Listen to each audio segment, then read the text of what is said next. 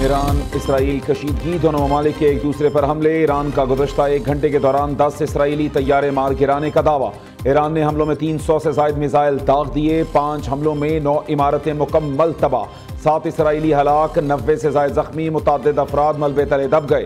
तेल अवीव और मकबूजा बैतुल मक़दस में बैलिस्टिक मिसाइल फायर, इमारतों समेत 7 मकामात को निशाना बनाया गया। इसराइल के मुख्तलिफ मकामात पर तबाही के मनाजिर। ईरान का 3 F-35 तैयारे गिराने और खातून समेत 2 इसराइली पायलट्स गिरफ्तार करने का भी दावा। ईरानी मीडिया के मुताबिक ईरान ने इसराइल पर बड़े हमले के बारे में फ्रांस, बरतानिया और अमेरिका को आगाह कर दिया। इसराइली हमले जारी रहे तो जौहरी मुज़ाकरात नहीं करेंगे। ईरानी सदर का 2 टोक ऐलान।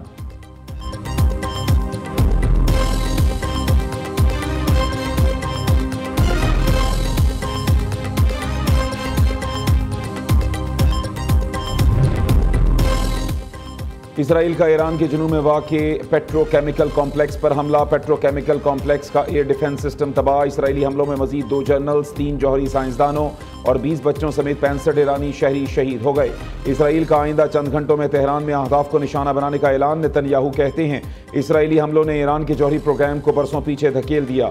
हम आयतुल्लाह की हुकूमत को हर मकाम और हर हदफ को निशाना बनाएंगे।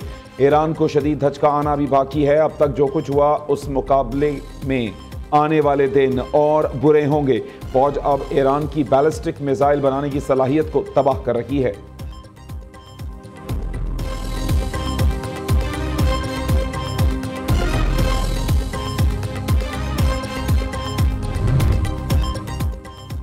इसराइल पर जल्द खैबर मिसाइलों से हमला करेंगे। पासदारान इनकलाब का ऐलान। ईरानी अफवाज के मुताबिक ईरान के हमलों से दुनिया हैरान रह जाएगी।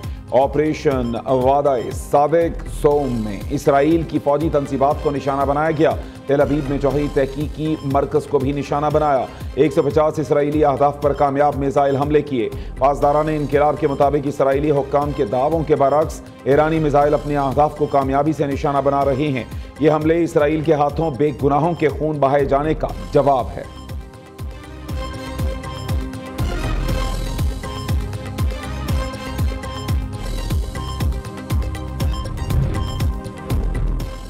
इसराइलियों को भागने नहीं देंगे, अब उनकी जिंदगी तल्ख हो जाएगी। ईरानी सुप्रीम लीडर का ऐलान। ईरानी अवाम के नाम पैगाम में आयतुल्लाह अली खामनाई ने कहा कि सहूनी हुकूमत ने एक बहुत बड़ी गलती की है, उसके नताइज बहुत ही बुरे होंगे। ईरानी कौम कीमती शोहदा का खून रायगा नहीं जाने देगी। हमारी मुसल्लह अफवाज तैयार हैं। मुल्क के हुक्काम और अवाम मुसल्लह अफवाज के पीछे हैं। हम ताकत से जवाब देंगे। हम इसराइल के साथ समझौता नहीं करेंगे।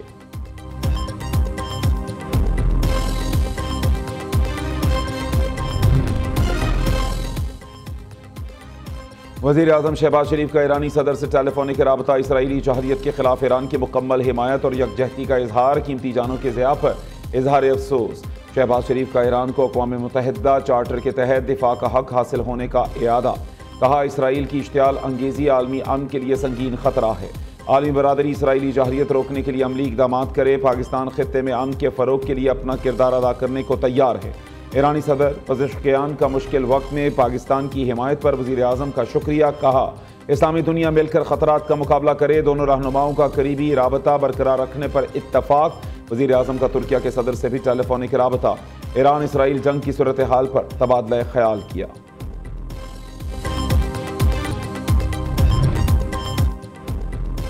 अमरीकी सदर डोनाल्ड ट्रंप और रूसी सदर पुतिन के दरमियान टेलीफोनिक राबता। ईरान इसराइल कशीदगी और यूक्रेन जंग पर तबादला ख्याल किया गया। 50 मिनट तवील गुफ्तगू में पुतिन ने इसराइली हमलों पर इजहार मजम्मत किया और ईरान के जल्द मुज़ाकरात में वापसी की उम्मीद जाहिर की। दोनों रहनुमाओं ने मशरिक़ वस्ता की बिगड़ती सूरत हाल पर इजहार तशवीश किया।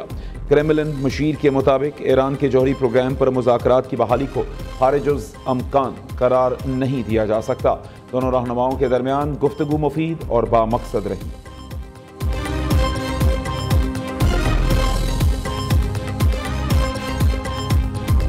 ईरान इसराइल जंग रुकवाने के लिए मुख्तलिफ ममालिक सरगर्म। आलमी रहनुमाओं के एक दूसरे से राबते। सऊदी वली अहद शहजादा मोहम्मद बिन सलमान का अमरीकी, फ्रांसीसी सदूर और बरतानवी वज़ीर आज़म के बाद तुर्किया के सदर से भी टेलीफोनिक राबता।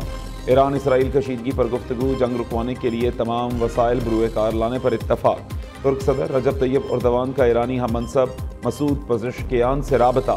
रूसी वज़ीर ख़ारजा ने ईरानी हम मनसब से राबता करके इसराइली हमलों की मजम्मत की। अज़रबाईजान के वज़ीर ख़ारजा ने भी ईरानी हम मनसब से टेलीफोनिक गुफ्तगू में अपनी फ़ज़ाई हदूद किसी के खिलाफ इस्तेमाल न होने की यकीन दहानी कराई। आलमी रहनुमाओं का कहना था कि नेतन्याहू खित्ते को आग में झोंकने की कोशिश कर रहा है। उधर रूसी सदर का इसराइली वज़ीर आज़म और ईरानी सदर को टेलीफोन। पुतिन ने दोनों रहनुमाओं को सालिसी की पेशकश कर दी। अमरीकी सदर और इसराइली वज़ीर आज़म का भी टेलीफोनिक राबता। मौजूदा सूरत हाल पर तबादला ख्याल।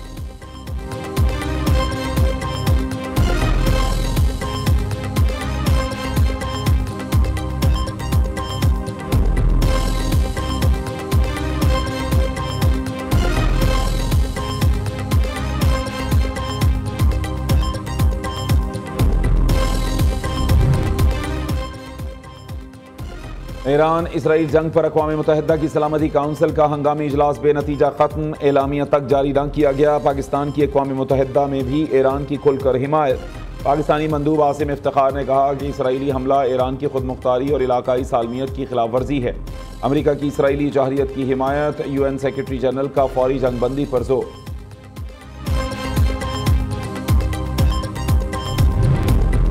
ईरान और इसराइल के दरमियान बढ़ती कशीदगी। ईरानी क़यादत ने किसी भी अमरीकी शहरी, फौजी अड्डे या अहम इंफ्रास्ट्रक्चर को निशाना बनाया तो उसके संगीन और दूर रस नताइज बरामद होंगे।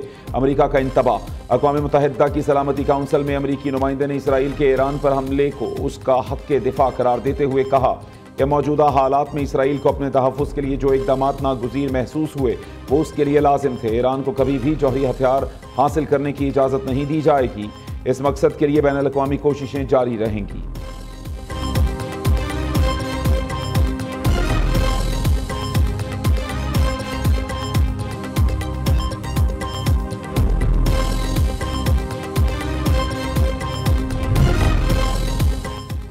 Iran Israel कशीदगी। पाकिस्तान के अपने शहरियों के लिए ट्रैवल एडवाइजरी जारी। इसराइली हमलों के पेश नज़र महदूद मुद्दत तक ईरान का सफ़र न करने की हिदायत। तर्जमान दफ्तर ख़ारजा का कहना है कि शहरियों की सलामती और हिफाजत से मुताल्लिक़ सूरत हाल पर गहरी नज़र है। दोनों जानिब ईरान इसराइल जंग के बाइस परवाज़ों का शेड्यूल मुतासर। नजफ़ से कराची, बाकू से लाहौर और कराची से जद्दा के लिए 7 परवाज़ें मनसूख कर दी गईं। गैर मुल्की एयरलाइन की कुवैत से कराची की 2 परवाज़ें ताख़ीर का शिकार।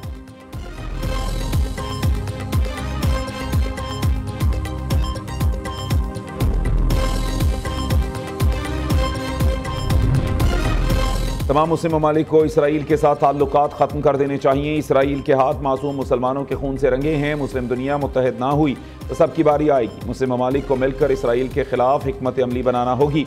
वज़ीर दिफा का कौमी असम्बली में दबंग खिताब। ख्वाजा आसिफ ने कहा पाकिस्तान ईरानी भाइयों के साथ मुकम्मल यकजहती का इजहार करता है। ईरान को जहाँ भी ज़रूरत होगी पाकिस्तान उसकी हिमायत करेगा। इसराइल ने गज़ा, यमन, ईरान पर हमले किए। जैसे भारत से जंग जीती, दहशत गर्दी के खिलाफ भी जीतेंगे। BLA का हमदर्द गद्दार होगा। पाकिस्तान के चप्पे चप्पे का दिफा करेंगे।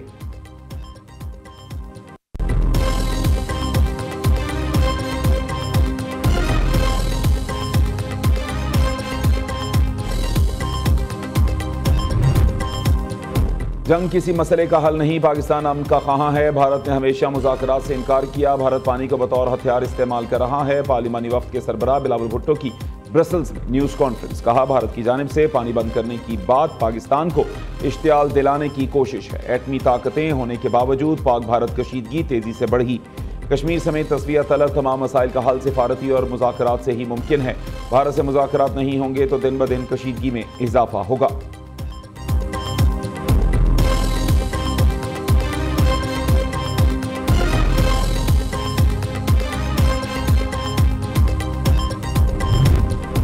ईरान के इसराइल पर जवाबी हमले के बाद आलमी मंडी में तेल की कीमतों में पड़ा इजाफा। आलमी मंडी में तेल की कीमतें 8% बढ़ गईं। अमरीकी क्रूड ऑयल की कीमत $73.64 फी बैरल हो गई। लंदन का ब्रेंट क्रूड ऑयल $74.81 फी बैरल। UAE का मरबन क्रूड ऑयल $73.98 फी बैरल का हो गया।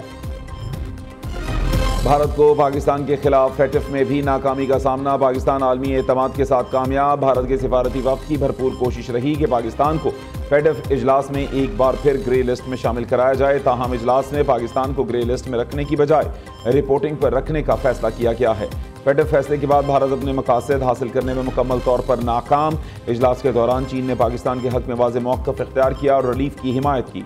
तुर्की और जापान ने भी पाकिस्तान की मुकम्मल हिमायत का इजहार किया।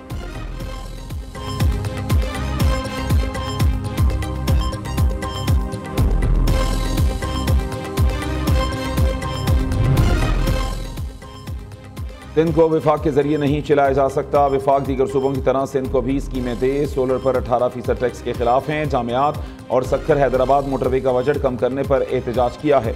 वज़ीर आला सिंध मुराद अली शाह की पोस्ट बजट प्रेस कॉन्फ्रेंस। कहा, विफाक ने बजट से सिर्फ एक रोज पहले खत्म आगाह किया कि 105 अरब रुपए कम देंगे। बताया, सूबाई बजट में कराची के लिए 236 अरब रुपए रखे गए हैं। तकरीब से खिताब में मुराद अली शाह ने पीपल्स पार्टी ने कराची के लिए तरक्याती मंसूबे दिए। शाहराह भुट्टो कराची की आवाम के लिए पीपल्स पार्टी हुकूमत का एक अहम तोहफा है। मंसूबों की तकमील में किसी किस्म की रियायत नहीं दी जाएगी। आवाम को सहूलतों की फराहमी पीपल्स पार्टी की तरजीह है।